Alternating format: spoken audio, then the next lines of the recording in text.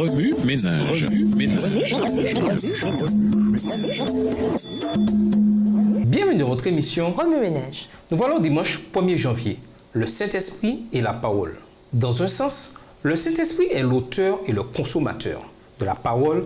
Il est impliqué dans l'inspiration écrite, la lecture transformatrice et la proclamation puissante de la parole. Le rôle du Saint-Esprit dans la rédaction de la parole. Lisons 2 Samuel 23, le verset 2. 2 Samuel 23, verset 2, « L'Esprit de l'Éternel parle par moi, et sa parole est sur ma langue. » Toute écriture est inspirée de Dieu. 2 Timothée 3, verset 16. La Bible n'est pas d'origine humaine, car c'est parce que le Saint-Esprit les poussait que des hommes ont parlé de la part de Dieu. 2 Pierre 1, le verset 21. C'est sous le contrôle du Saint-Esprit que les prophètes reçurent les messages divins qui deviendraient la parole de Dieu. Le rôle du Saint-Esprit dans la rédaction de la parole de Dieu est aussi suggéré par la manière dont les prophètes expliquent comment ils ont reçu la parole du Seigneur. Le verbe hébreu rendu par « a communiqué » dans l'expression « parole que le Seigneur a communiquée », Jérémie 1, les versets 2, 4, 11, 13, Ézéchiel 1, verset 3, Osée 1, verset 1, Joël 1, verset 1, Jonas 1, verset 1, Sophonie 1, verset 1 et Zacharie 1, verset 1, signifie être ou devenir. Leur façon de décrire cette rencontre divine n'a rien à voir avec la notion que la parole du Seigneur parle de lui jusqu'à eux. Ainsi, la parole de Dieu devint en quelque sorte eux. Ce verbe, quelle que soit sa signification, mène en soi à l'idée de quelque rencontre inexplicable entre le prophète et le Saint-Esprit. Ézéchiel nous donne une meilleure idée à l'égard de ce que ce processus peut impliquer quand il dit « L'Esprit de Dieu me pénétra » Ézéchiel 3, verset 24. Au sujet de son ministère prophétique, Michée déclare « Je suis plein de force, le Seigneur me donne son esprit » Michée 3, verset 8. David va même plus loin. « L'Esprit du Seigneur s'exprime par moi. Il place sa parole sur ma langue » 2 Samuel 23, verset 2. Plus de 1000 ans plus tard, le jour de la Pentecôte, Pierre dit en parlant des Écritures que le Saint-Esprit s'exprima par l'intermédiaire de David. Acte 1, le verset 16. Le rôle du Saint-Esprit dans la lecture de la parole. Lisons Jean 16, verset 13. Jean 16, le verset 13. « Quand le Consolateur sera venu, l'Esprit de vérité, il vous conduira dans toute la vérité, car il ne parlera pas de lui-même, mais il dira tout ce qu'il aura entendu, et il vous annoncera les choses à venir. » Le Saint-Esprit, qui guida les écrivains inspirés de la parole, guide aussi le chercheur sincère dans la lecture de la parole.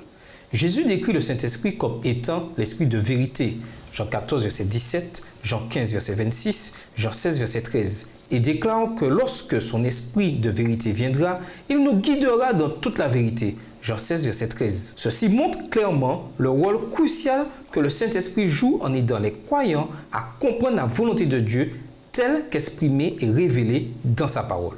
Dieu nous révèle des choses par son Esprit. Or, c'est à nous que Dieu a révélé ce secret par le Saint-Esprit. En effet, l'Esprit peut tout examiner, même les plans de Dieu les plus profondément cachés. 1 Corinthiens 2, verset 10. Puisque seul l'Esprit de Dieu connaît les pensées de Dieu, au verset 11, nous l'avons reçu de Dieu, afin que nous connaissions les dons que Dieu nous a accordés, au verset 12, dans sa parole. Ce rôle du Saint-Esprit est plus loin souligné par l'assertion que l'homme qui ne compte que sur ses facultés naturelles est incapable d'accueillir les vérités communiquées par l'Esprit de Dieu, car on ne peut en juger que par l'Esprit. 1 Corinthiens 2, le verset 14. En d'autres termes, sans l'Esprit de Dieu, il est impossible de comprendre et d'accepter la parole de Dieu.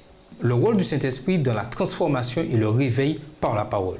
Lisons Jean 17, verset 17. Jean 17, le verset 17. « Sanctifie-les par ta vérité, ta parole est la vérité. » Toute écriture est utile pour enseigner la vérité, réfuter l'erreur, corriger les fautes. 2 Timothée 3, verset 16. Couvrant ainsi toutes les dimensions de la croissance spirituelle. La prière que Jésus adressa à son Père en faveur de ses disciples fait qu'ils soient entièrement à toi par le moyen de la vérité. Ta parole est la vérité. Jean 17, verset 17. Atteste non seulement que la parole de Dieu est la vérité, mais qu'elle est aussi un agent sanctifiant. Le rôle essentiel du Saint-Esprit dans la transformation et le réveil spirituel par la parole est clairement illustré dans la vision parabolique des eaux desséchées que reçut Ézéchiel, laquelle représentait le peuple de Dieu, Ézéchiel 37, des versets 1 à 14.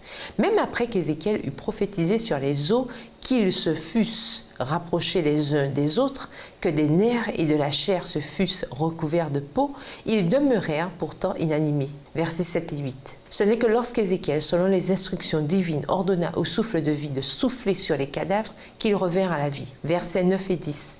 Ici, le terme hébreu rendu par souffle est ruah, le même mot utilisé dans Genèse 1, le verset 2 pour l'Esprit de Dieu. Tout comme les paroles prophétiques que Dieu ordonna à Ézéchiel de prononcer ne produisirent que des corps entièrement formés, la parole inspirée de Dieu ne transformera et ne ravivera personne jusqu'à ce que le Saint-Esprit, Ruah, qui a inspiré les écrivains de la Bible, convainque le lecteur de la parole. Le rôle du Saint-Esprit dans la proclamation puissante de la parole. Lisons Jean 20, les versets 21 et 22. Jean 20, les versets 21 et 22.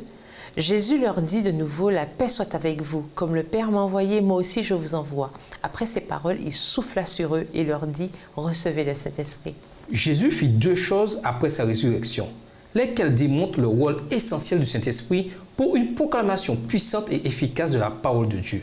Premièrement, il instruisit les disciples de rester à Jérusalem pendant quelques jours jusqu'à ce qu'ils soient baptisés du Saint-Esprit, Actes 1, les versets 4 et 5, et reçoivent une puissance, verset 8. Deuxièmement, immédiatement après leur avoir confié le mandat évangélique, il souffla sur eux en leur disant « Recevez le Saint-Esprit ». Jean 20, les versets 21 et 22, le jour de la Pentecôte, le Saint-Esprit se déversa tel que promis sur les disciples.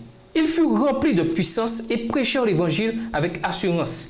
Ils furent tous remplis du Saint-Esprit et se mirent à parler en d'autres langues selon ce que l'Esprit leur donnait d'exprimer. Acte 2, verset 4. Ce jour-là, 3000 personnes furent baptisées. Verset 41. Remue-ménage, pourquoi est-il aussi vital d'invoquer le Saint-Esprit dans l'étude de la parole? En quoi notre prise de conscience du rôle du Saint-Esprit, le jour de la Pentecôte, nous aide-t-elle à nous préparer à recevoir l'appui de l'arrière-saison? Au revoir. Et à demain si Dieu veut. Remue-ménage.